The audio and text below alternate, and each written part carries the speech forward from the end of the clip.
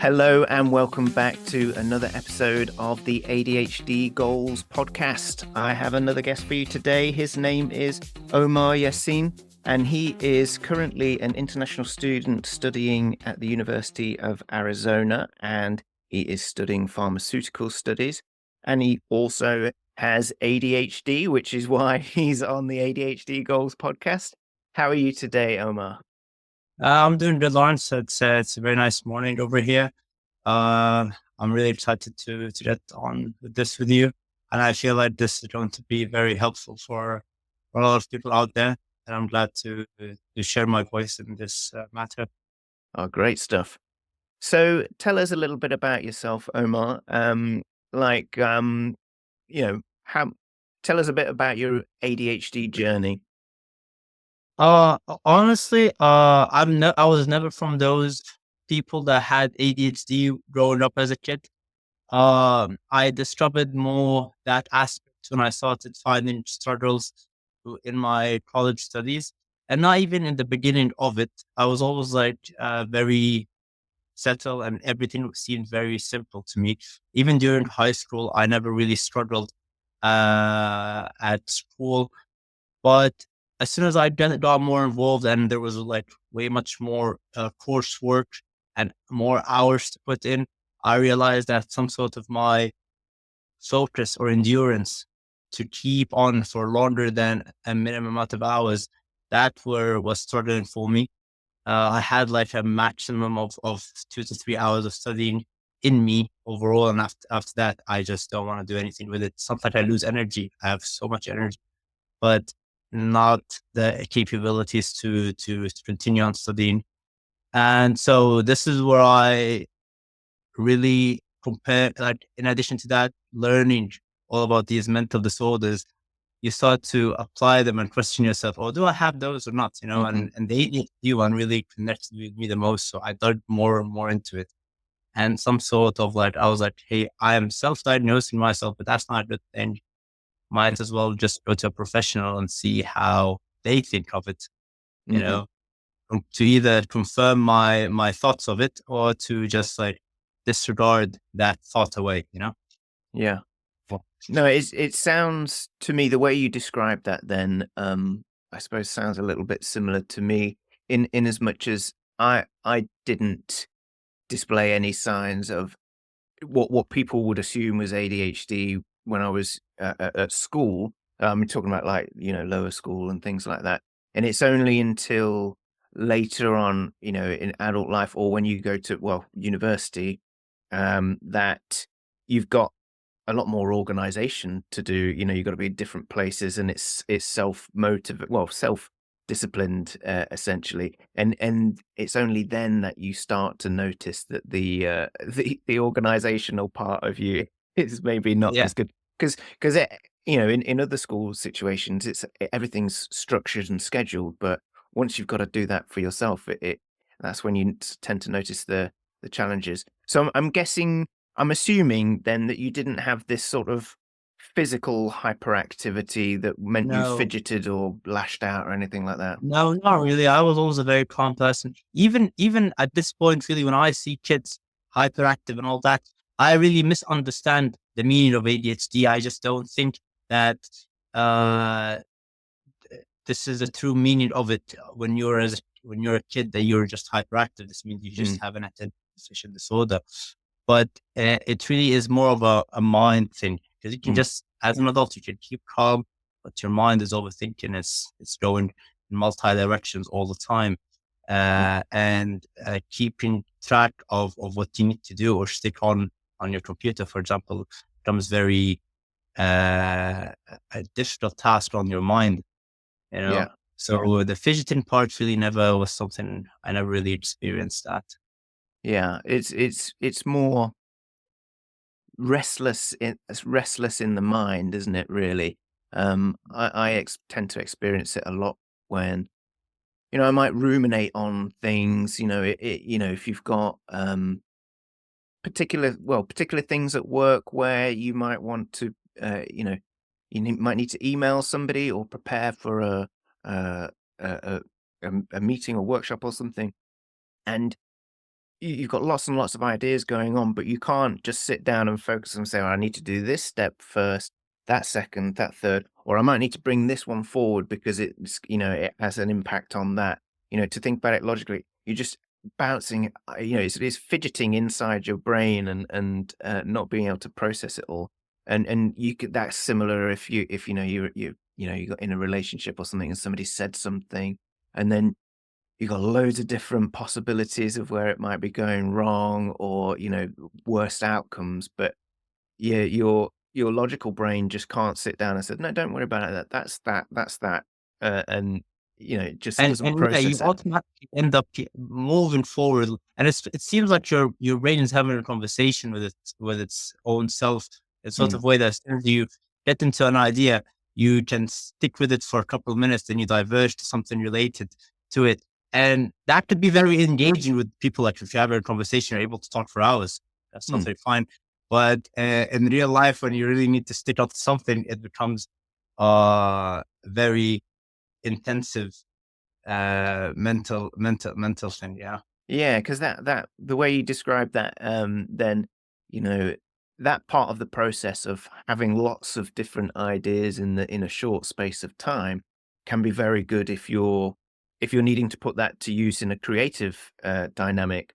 You can, put join the dots very easily between different things, and that can be very useful, but the brain doesn't tend to necessarily store that information in a logical way for you to then process it and put it away somewhere. It just keeps bouncing around like a pinball machine, Yeah. and then, you very quickly get burnt out because you get overwhelmed by all the possibilities of something you can do. But then you're just like, and if you're yeah, I find, if you're talking something through with somebody in a conversation, that can help because it externalizes what all that little pinball machine thing that's going on inside your head. And in the explaining of it to somebody, you have to put it in a logical order, um, in order for it to make sense to them. So you're having to process that information. Um, but I also tend to go round and round. Oh yeah, If I I end having the same thing sometimes. I feel like whenever, like say when I'm talking to people, I use the idea that I can be bouncing ideas off of my head so quickly to my advantage only if you're able to verbalize it, verbalize these thoughts Yeah, into words very quickly. yeah, And I was never really very fast at that, but over time, you're able to accept an argument right away, and your mind automatically facilitates an argument back, let's say a debate. And being able to verbalize that in some sort of an analogy or in your own words very quickly makes you a fast shooter back, you know. yeah, That doesn't have to be in some sort of an argumentative method, but more also in like in a funny context. You're able to build on jokes and reply with another joke on top of another joke, mm, just how fast these thoughts are running into your head. So as yeah, I feel like people that have some sort of, let's say, are understanding what we're talking about their sort of struggle of having ideas continuously bouncing off of their head. Let's take advantage of that by learning to verbalize them. And I used to do it on my own. Like, let's say if I had thoughts or I'm talking to myself, sometimes I would just try to mimic myself talking, more mhm, of like improving my speech habit, but as well as being able to just communicate with my own self. It doesn't happen a lot. It's not that I'm talking to myself all day long, but like if you do that, sometimes I used to laugh at the things I say or like things that amuse me or like random ideas I had in my head or a conversation that I had previously. What if I should have replied with? You can just verbalize it instead of just keeping it in your head. You know. yeah.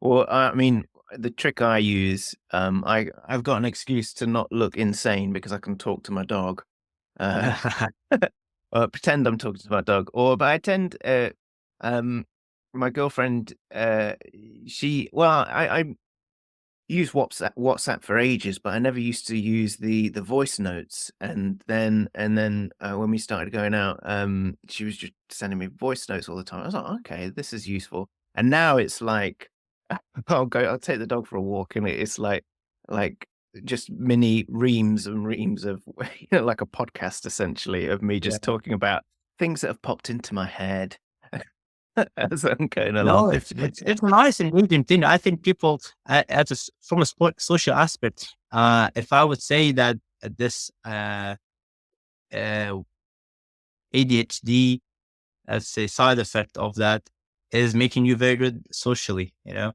you're Mm, able to use that skill for yourself, you're able to be a very socially engaging person to the most part. And this is something that I wanted to get into later about how some sort of the medications used for ADHD can really change your personality in some sort of way that uh, anything that really increases your anxiety is working against that reckless fire gun yeah. that's going into your head. It's trying to back limit. It's trying to slow it down. Hey, you don't have to say that, or the thought comes up in your head, but as soon as you're about to say it, just like, I Mm, want to say that right now. I don't have to say hi to this person, and that's the anxiety building up, and that kind of hinders the positive sides that you could have had or you used to have with your natural being of having ADHD. yeah. Um, let's move on to that next. But just something that you said there made me think of, how you said, some people, we can't overgeneralize too much, but some people with ADHD will tend to be very talkative in social situations. But what I find sometimes is that might also be driven by anxiety and also RSD, like rejection sensitive dysphoria, because if you might be very shy and introvert, like if I was to say to my close friends that have known me for years and years, if I said to them that I'm an introvert, they would laugh at me because whenever we've gone out and we've gone for beers, I totally switch into a different mode, and I'm with them in this the environment of just being with them. I'm very sort of outgoing, but I'm very shy when I go into a situation when I meet new people, and I'm not quite myself because I don't know where my sense of humor how far I can push my sense of humor, because I know that it does go off like a bit of a scattergun at times. Um, but I think also when I'm speaking to somebody new, or even, an old friend, that silence is, something you're just very scared of and anxious of. So you just will keep talking, and, thoughts are coming into your head all the time, and it's just boom, boom, boom. So, I just wanted to sort of contrast that, they might seem very good socially, but I think also on the flip side of that, there is, there's statistics will show that, ADHD can tend to lead to people feeling very isolated. And I think that sometimes that come from that fear of rejection, of like maybe they don't feel that they're acceptable enough, or that they're having mental health challenges because of the ADHD, that they don't feel like they want to go out and socialize. So it's a weird sort of double edged sword, I think, at times. No, I do agree with you. In fact, you mentioned something about when you meet new people. It's not that you're afraid that that you don't know what to say. It's more like, how much am I limiting myself from saying? Yeah. And I tend to have the same exact issue. Like whenever I go to a new work environment, all that, I can be just, if I want to just be myself, I know everybody will be fine with that. But it's more like you start to have some sort of a filter of Mm, all the possible things you could say, all the possible behaviors you could do. And you're like, if this is something that I want people to see that side of me or not. And yes, that could build up some sort of rejection or fear mm, that this is not what people want to see of me, and hiding that side of yourself kind of things builds up the idea that you may be rejected for being truly yourself. Mm, And this is where the dilemma comes in sometimes personally in my head, where I'm like, why am I thinking that way? Like I'm pretty sure that whenever I expose myself truly for who I am, in most cases, it got the positive outcome that I thought it would. But you don't really have the courage to every single time show yourself. And when you don't, these negative thoughts of you not being perceived as who you are start to arise. And yeah, it's so sort of a double-edged sword, as you said. Like there's some sort of a balance that is hard to be tipped over. That every single time you just are 100% able to show all your capabilities and not limit yourself and not have a filter. It's hard to do. Hard mm, to do that. Really. mm. Yeah, exactly. Um, so tell us. I cut you off to just pop that in there, but you wanted to talk about the medication side of things. Now I personally haven't um had any medication yet. I've been trying to manage it without medication with various different strategies. But what you mentioned in the build up to that is just that sometimes it can feel like it's changing your personality, and I think that's what a lot of people who haven't had medication are worried about. So, can you tell us a little bit about that? Um, I think we can relate that to how, let's say, any stimulants work in your body. And if we take, for example, coffee as Mm, the easiest sort of stimulant there's out there. If you drink a lot of coffee, or like many people that drink coffee, they feel jittery and anxious and nervous. Right? They can mhm, feel awake for a little bit, but then you take too much, it just starts to mess up with how you're able to maintain your internal stability. yeah. Okay. And I would say that ADHD medications work in a similar way, that you're just really having so much dopamine, so much norepinephrine running into your brain that it fries your wires, fries Mm, your brain wires at some point. Not at the beginning, but on, I'd say, on the long term of 3 to 5 months, you start to see that I'm not really experiencing these new abilities to focus. All right. Instead, I'm just like feeling the same way because I've been taking this for the last 3 months. I'm feeling the same way as I was yesterday. But hey, I'm starting to become more anxious because that now you're realizing that side effects of it, the excessive anxiety, or being extra nervous, or oh my god, I'm feeling that it's wearing off of me right now in my day. I don't think I'm going to be able to continue working hard in my day. This is where it's like starts to have the self doubt as well, mhm, because you're like, oh, I was 100%. I'm an amazing person when I'm on it. I'm very confident. I'm very funny, and I'm very energetic, but I feel like it's wearing off. Oh my god, I'm not going to be as good as I am, and that also raises an additional side of anxiety and self doubtness. And so all these factors really come up together, in my opinion. And I feel like you are starting to have self doubts, where if you really think it, somebody else is really managing and seeing how you are differently, they're gonna say that, hey, honestly, I don't think you're really that different when you're on it. I don't think you're really that different when you're off of it. You know what I'm saying? mhm, It's the same thing. Let's say if you are compared to alcohol, a lot of people say, "Oh, I need a couple more shots just to be more confident, or mhm, otherwise, I'm not going to be confident." You know what I mean? mm. And it kind of sort of has that buildup of self doubt in the same matter, where it's just a negative thought in your head. Yeah, I mean, personally, with alcohol, um, no understanding now, which for a long time I didn't understand, how my brain was working because I didn't, I was late diagnosed with ADHD, but now a lot of things have fallen into place in terms of when I have that first beer. Um, It literally, it's a because obviously, with alcohol, you get a dopamine hit, and then after a while, it starts to be a depressant. But yeah, so I would see, like, a complete change up if you go after work drinks, and you finish have a beer, and then you're like, woo woo. And I'm like, yeah, I'm getting that kick of dopamine. I'm just like everybody else, but in my mind, I'm like, woohoo.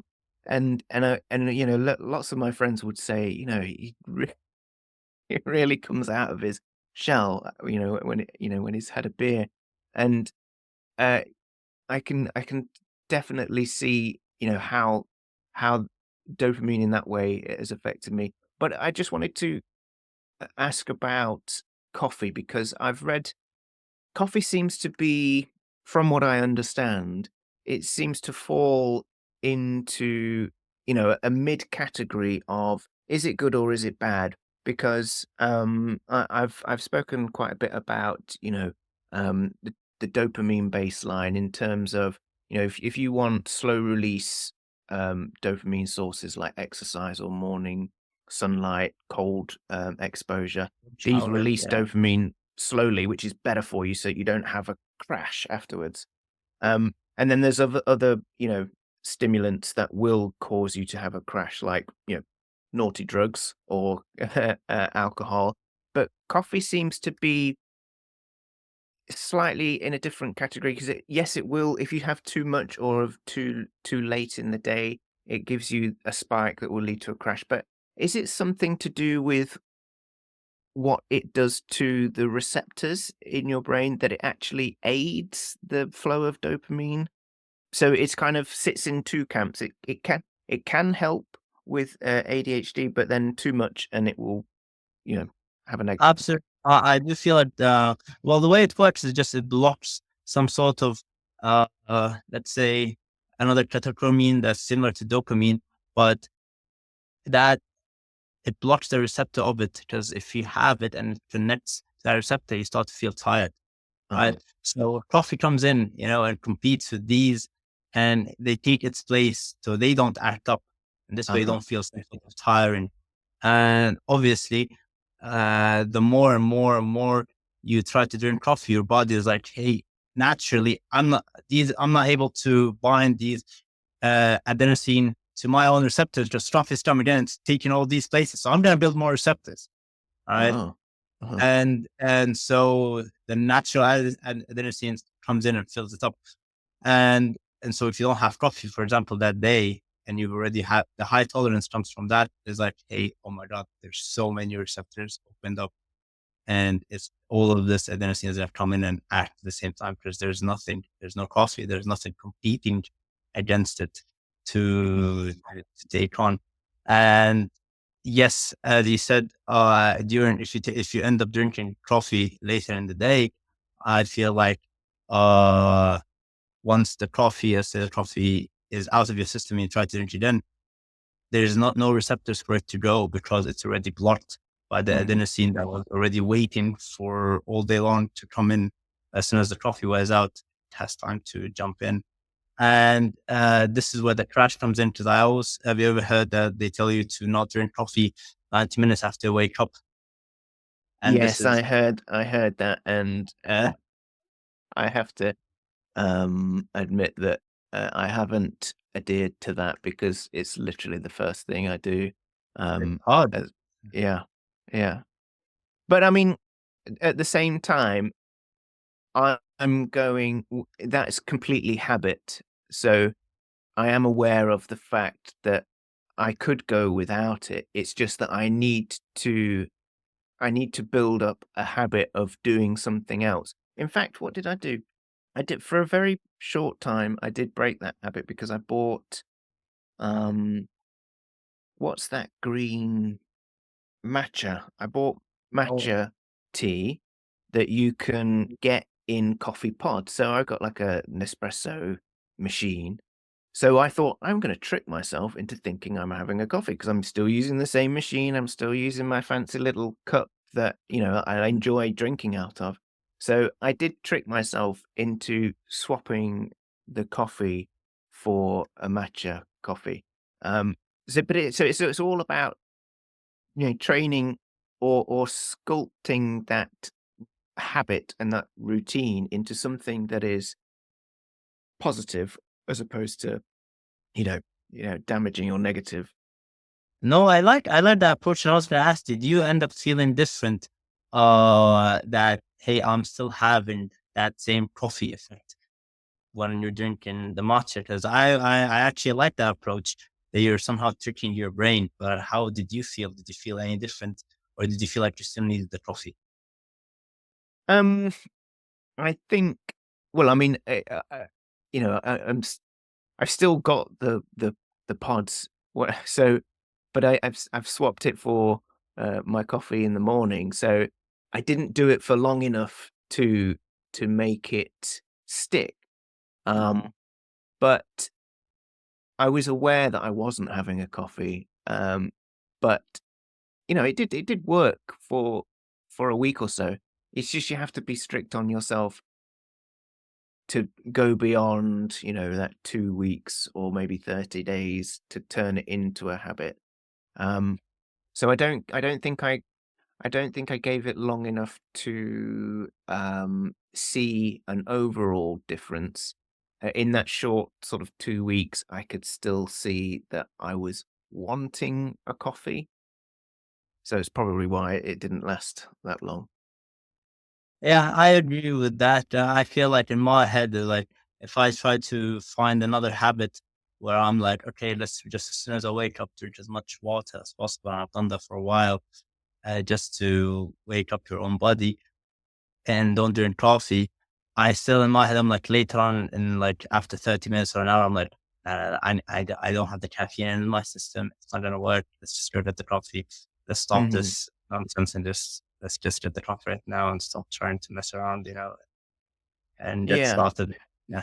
I think sometimes so what I would tell myself now, if I was my own, coaching client, I would say, "Okay, well, why didn't that work after 2 weeks?" And then I would be thinking of ways in which I could reinforce that habit. So if the simple, sort of motivation to do it wears off after 2 weeks, then I might be looking to reinforce it by supporting behaviors like, for example, I might actually just say, "Are you gonna make a commitment to this?" So writing it down as this is my goal for 30 days to make sure that I do that.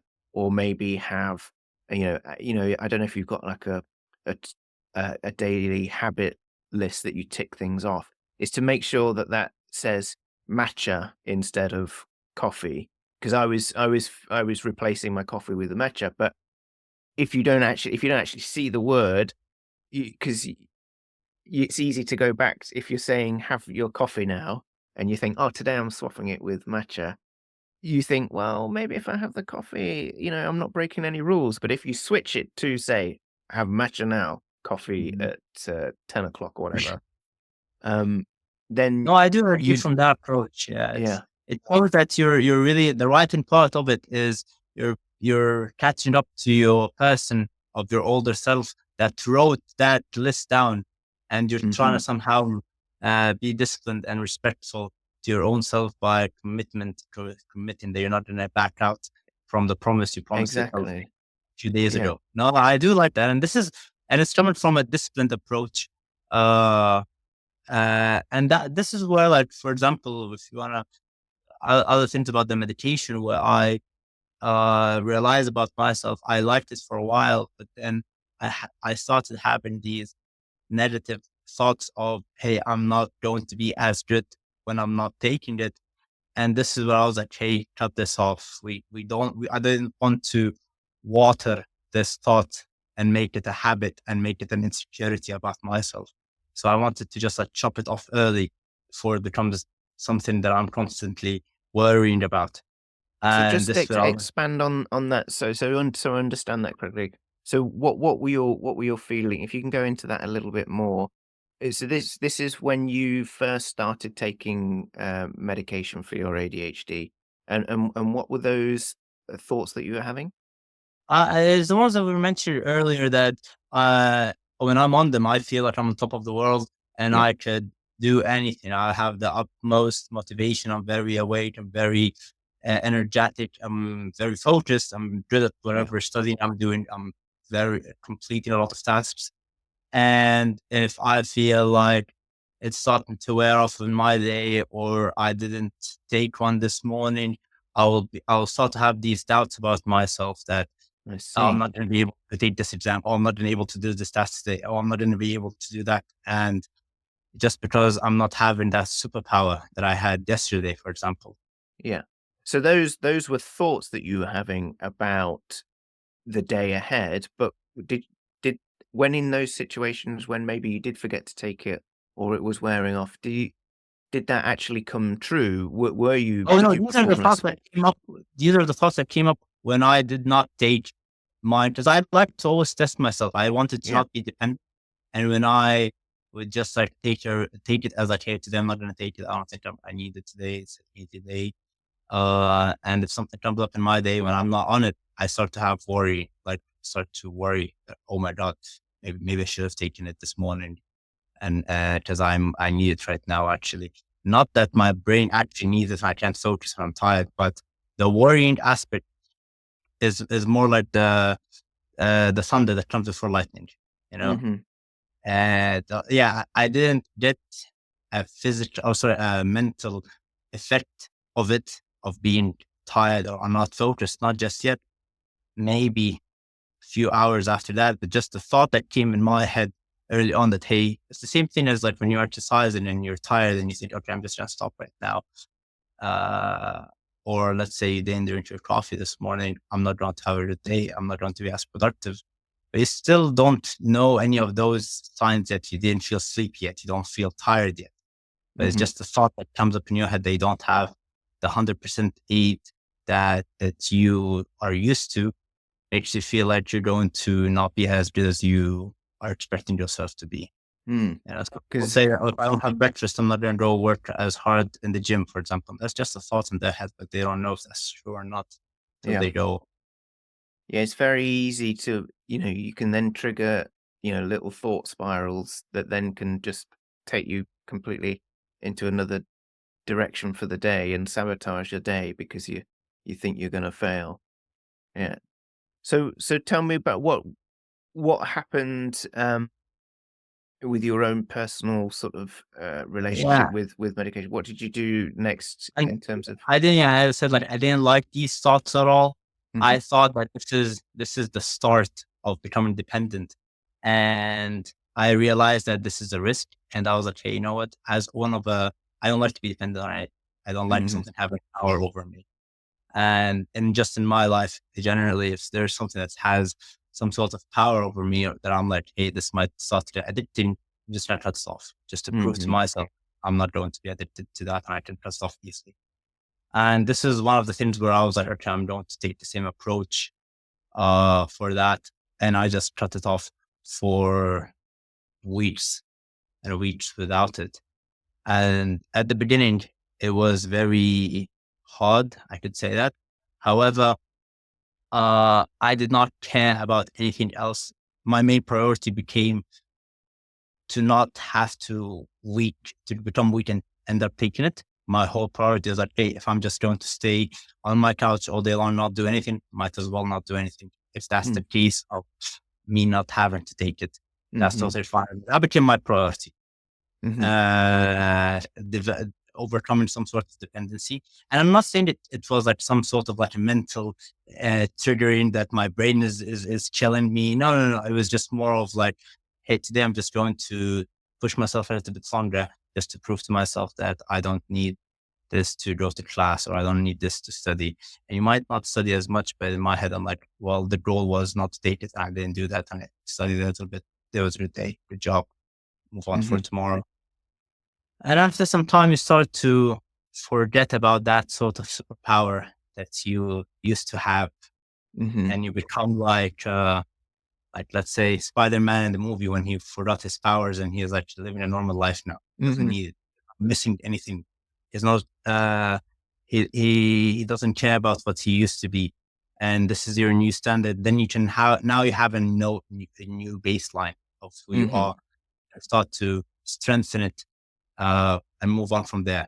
And this is why I just like ended up having to do that. Uh, the main approaches for you made it easy is that you need to cut your source. All right. Cutting your source means that uh, do not go to any more appointments with your therapist, because that kind of gives you always the out to always have more Mm. and more, because this is where once you cut out your source, you know that you're never going to have it and it's not going to be in front of you. And this makes it slightly easier. Never tempted, I'd Yeah. say.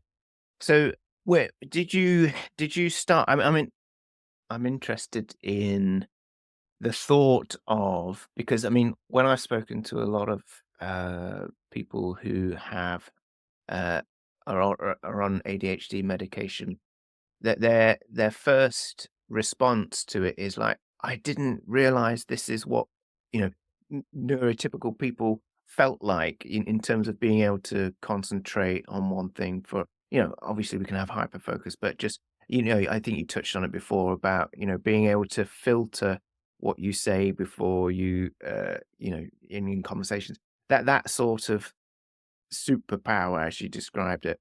Um, I suppose if you've never had it, if you've never experienced it through by taking the medication, you don't necessarily know what you're missing. But I wonder, have you tried to substitute the medication with natural strategies? And how do you have, because you have had medication, can you see a similarity, or can you feel the same as what you did when you were taking medication?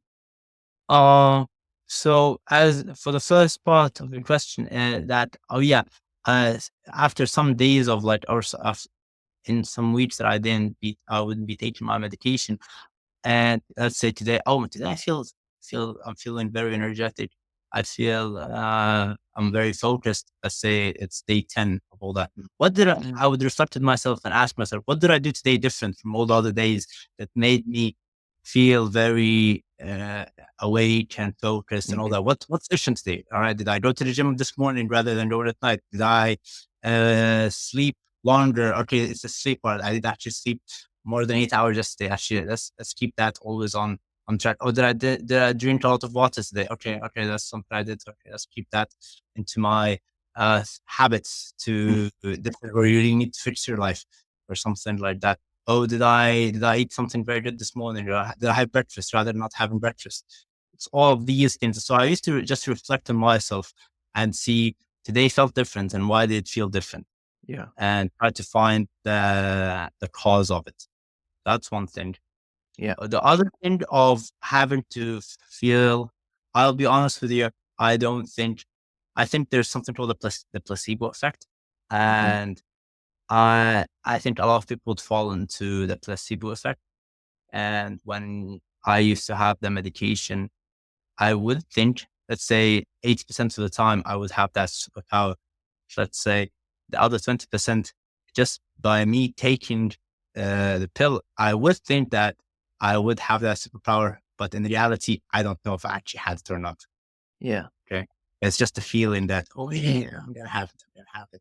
And so when you come off of that and you're asking me right now if I ever restored or gained that same level that I was on there, it's hard to say that. It's hard to say that I'm 80% of the time in that level, but I don't have to be 80% of the time that level, because now in my head, I don't have an out to go for 100%. I don't have an out.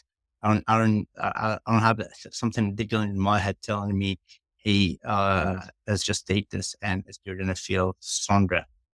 And so you just work with the weapons you have right now. And this Mhm. is where it makes you more focused. If I could Mhm.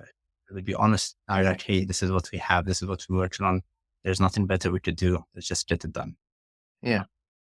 Yeah, I suppose part of that placebo effect can come from the fact that because it's medication, and it is it's, you take one pill and this is me sorted for the day, and that's simple.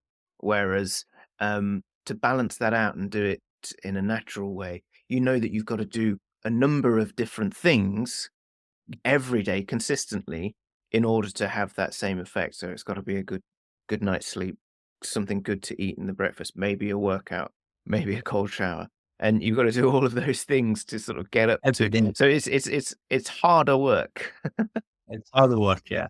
And I do really think that other natural habits, when I started looking deep into that, it became in my head. I finally understood how my brain works.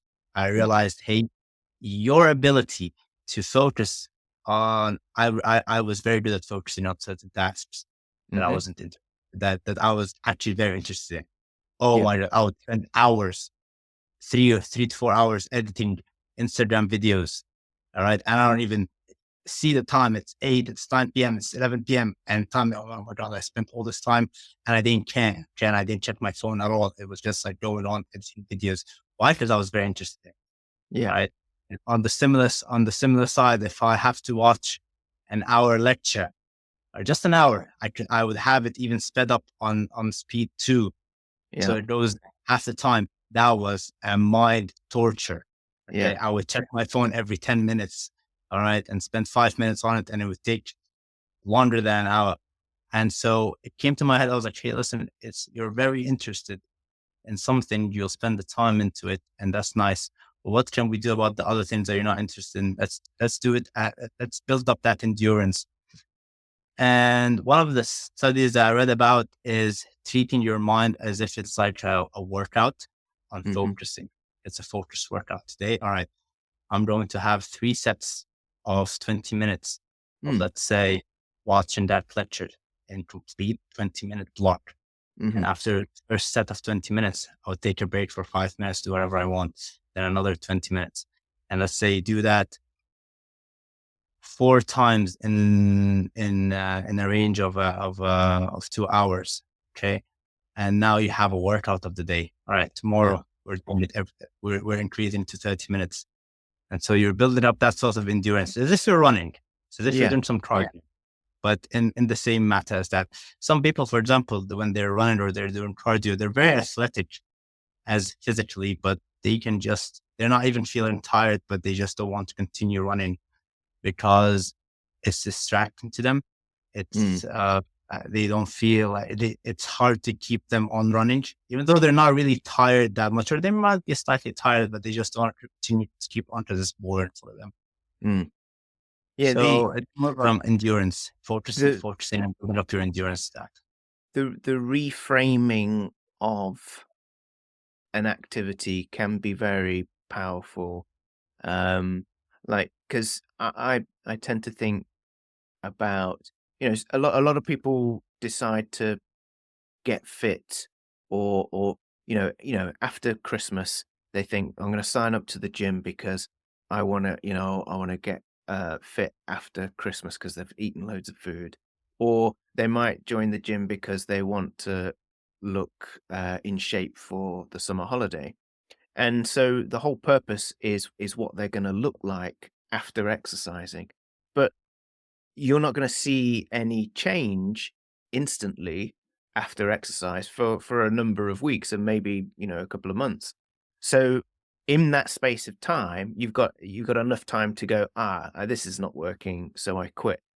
But if you reframe that to, particularly if you've got ADHD, of I'm not working out because I want to look good in my swimsuit in the summer. I'm working out because I'm feeding my brain with fuel, and you can achieve that goal that day. You can, at lunchtime, you can say, well, I feel great because I worked out this morning. That's a result. So you can be successful and you can see results instantly. And I think, what you described about, that almost the Pomodoro technique of doing 20 minutes on and having a break and, to get through the lecture. For me, I'm very competitive. So turning anything into a game can be far more exciting than, sitting down and watching the lecture. It's a challenge. And I bring it back to the gym aspect, or like anything you really want to do in life. I feel like a lot of the struggle that I had is thinking of the glory and then, but not really wanting the hard work in between. You're thinking of the view on top of the mountain, but you don't want to climb up. And the way you actually you made this very nice solution for people that even have that struggle in their head, that don't want to put the hard work, well, they only want to get the glorification or the gratification from in the same day. And you kind of very gave a nice example about it that, hey, well, why don't we just make a goal for every day, all Mhm. right, and make a bigger goal at the end after 3 months. But hey, you want that gratification every day, all right, well, your goal of every day is this, and you feel that gratification after making some sort of limited tasks every day, and that was your bigger gratification in 3 months, for example. And I actually love that idea, and I was apply that to myself overall, really, because I used to have that struggle, and I still do that. Hey, whatever I'm working on right now, I'm not getting immediate results in it, and I have to always remind myself that there's something better coming up. But the way you're explaining it just gives yourself an inner peace, or Yeah. prolongs your patience, and as well makes the day or like the night ends in a very happy ending every night. Well, I did have another there was another thing that I thought would be a good thing to do in terms of, um, sort of gamifying your day.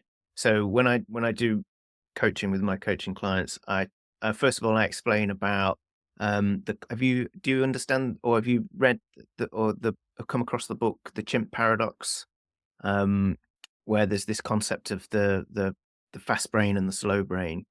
The fast brain is where all our habitual, instinctual behaviors are. So we inherited that part of the brain from our evolutionary ancestors.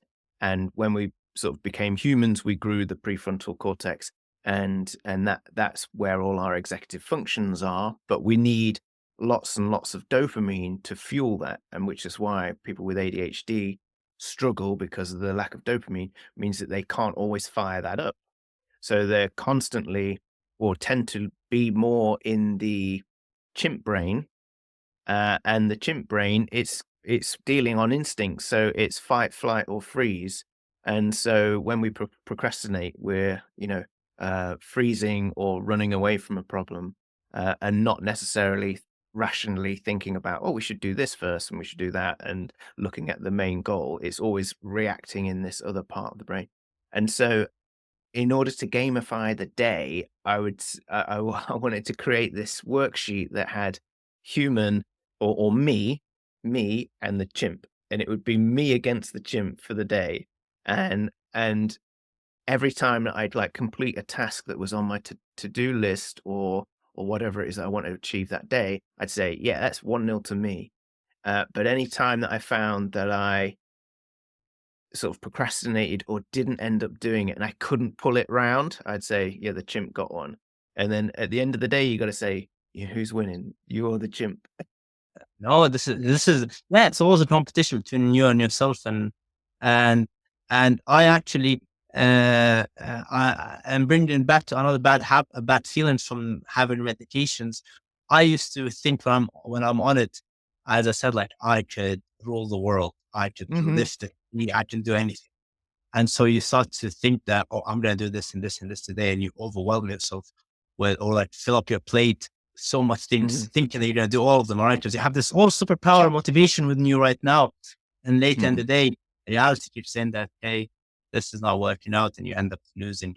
All right. And then Yeah, gym and losing another round and losing another round. And then you kind of feel bad overall. And so the problem that I had, I was like, well, you cannot really think that you can eat as much as you fill your plate. So you really just need to be more realistic with your time, and be more organized with what you need to do in your day.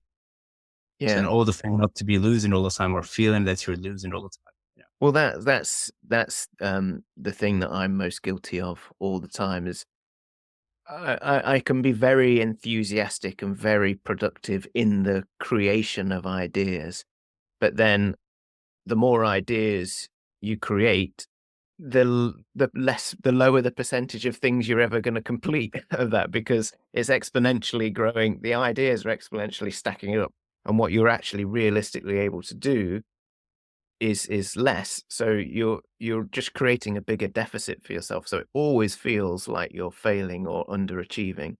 And, learning to, I suppose, have the idea but then satisfy your brain to say, yeah, that's on the back burner or that's for another day. To be able to categorize those as I will get to that one day, but it's not going to help me achieve this current goal. As long as you're able to do that, you can sort of remove that feel of sense of failure. But that can be very hard. I agree.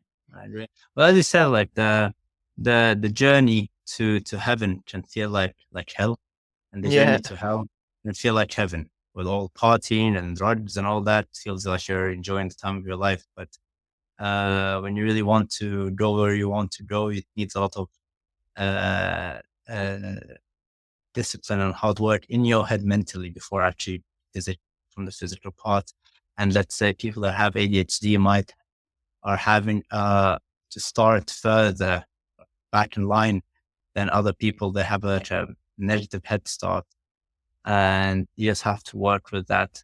Otherwise, if you're not going to be continue to play and using that as an excuse to yourself, is really not going to get you anywhere. And this is just what I apply to myself, that, hey, let's say you're just a short person.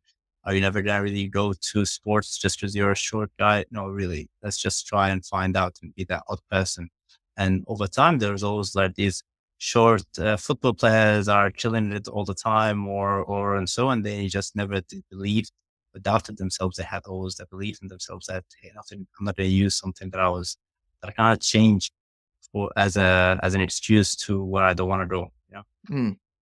So you mentioned football just then. So I'm interested. You outside of your studies, what other things do you like to do?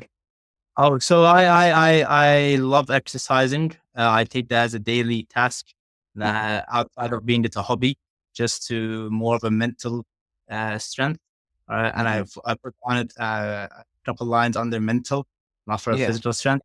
yeah, Yeah, I enjoy working out every day. I don't really care about the idea of having your body to rest. I train my head with that. yeah. You know, I don't care about if I grow bigger or not. More like just focusing on doing the certain task you said you're going to do every single day. I enjoy reading as well. So that's another thing where habits to improve myself and become more educated into that.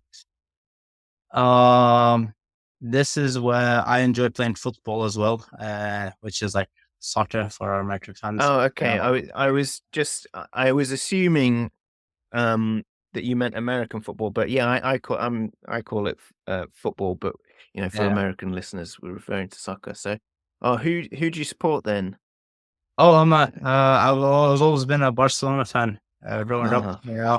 So okay. that's one thing. But since if you want to talk more of a British Premier League team, even though I'm Egyptian, I'm not a huge fan of Mo Salah. Really, Oh, I hate Liverpool. Like I'm sorry. That's okay. it's, The podcast is over.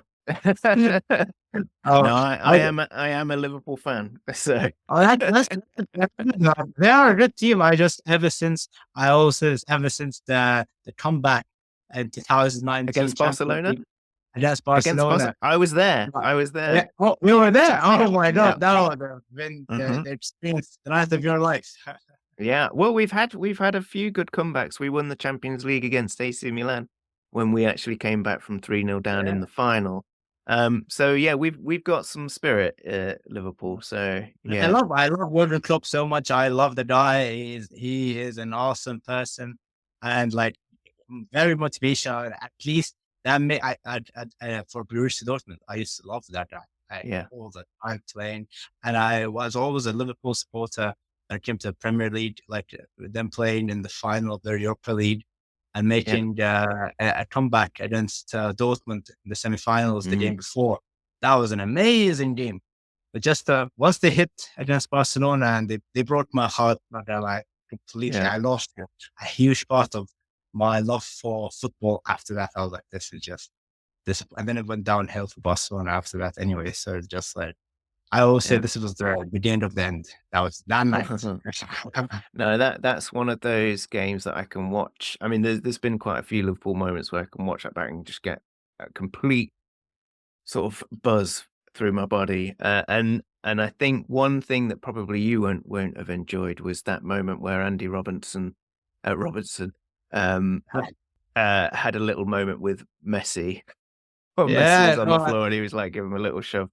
I think the writing was on the wall when sort of that battle was won. But I anyway, did enjoy that them when they won the Premier League. I love that fact. I was mm, like, it's finally well deserved, you know. And they were that team are so unlucky having this in the same year or the same time, like these 5 years, having Man City play with them. Like, come on, Man yeah. City was out of the game. They're the one every single Premier League, every single year. Yeah, Yeah, we've given them a few good battles over the years there. So yeah, yes, challenging to be against such a behemoth like Man yeah. City, but we make it difficult for them, in a head-to-head scenario. But anyway, At least we can share one thing in common is that we're never going to be Arsenal supporters ever. You know, that team will always. exactly. Yeah, we can bring the Arsenal hate that all we like. Yeah.